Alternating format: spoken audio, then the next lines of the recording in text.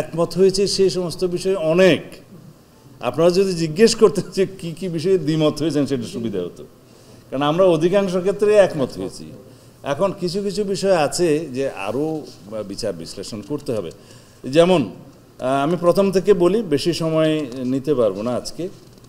যেমন প্রিয়াম্বলের ক্ষেত্রে সংবিধান যেহেতু আজকে এখন ক্লোজ করতেছি, এরপরে অন্য বিষয় নিয়ে আমরা শুরু করব। প্রিয়াম্বলের ক্ষেত্রে আমরা বলেছি পঞ্চম সংশোধনীতে যা গৃহীত হয়েছে তা, অর্থাৎ পঞ্চদশ সংশোধনীর পূর্বে। তো ওনারা এখনও আমাদেরকে সেটা ফিডব্যাক দেননি। এবং এখানে ওনারা যে বলেছেন যে সাম্য, মানবিক মর্যাদা ও সামাজিক সুবিচার ইনক্লুড করা যায় কিনা, বলছি খুবই যায়, এটা আমরা নেব এখানে। আর প্রজাতন্ত্রের ভাগে রাষ্ট্রের নাম পরিবর্তনের ক্ষেত্রে নাগরিকতন্ত্র, জনগণতন্ত্রী বাংলাদেশ, সেটা ওনারা বলছেন যে এটা আমাদের কোনো স্ট্রং পজিশন না, সেটা আমরাও মনে করি। আর অন্যান্য বিষয়ে দেখেন, রাষ্ট্রধর্ম, ভাষা, প্রতিকৃতি প্রদর্শন, নাগরিকত্ব, সংবিধানের এই যে 7 ক এবং খ বিলুপ্তি, এটা অলরেডি ভার্ডিক্টে আছে, 15th অ্যামেন্ডমেন্টের বিলুপ্ত হয়ে গেছে। এগুলোর বিষয়ে সংস্কার কমিশনের প্রস্তাবের সাথে আমরা সম্পূর্ণ একমত। তাহলে এখানে 4, 5টা 6টা হয়ে গেল না?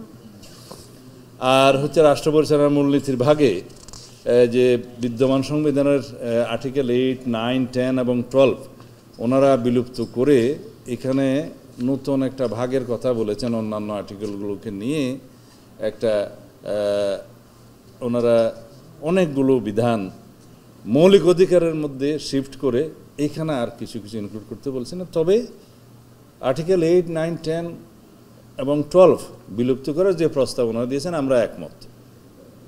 এবং আমরা এখানে প্রপোজ করেছি যে তদস্থলে পঞ্চদশ সংশোধনের পূর্বের অবস্থা, এই আর্টিকেলগুলো যা ছিল তা প্রতিস্থাপন করা হোক।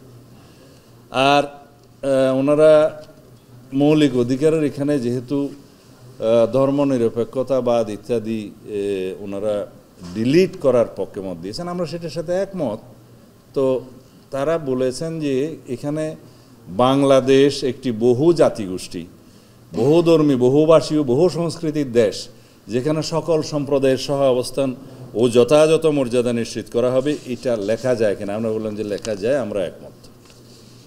সাম্য, মানবিক মর্যাদা ও সামাজিক সুবিচার শব্দাবলী আবার এখানে মৌলিক অধিকারের রাষ্ট্র পরিচালনার মূলনীতির ক্ষেত্রে আনা যায় কিনা, বলছি আমরা একমত।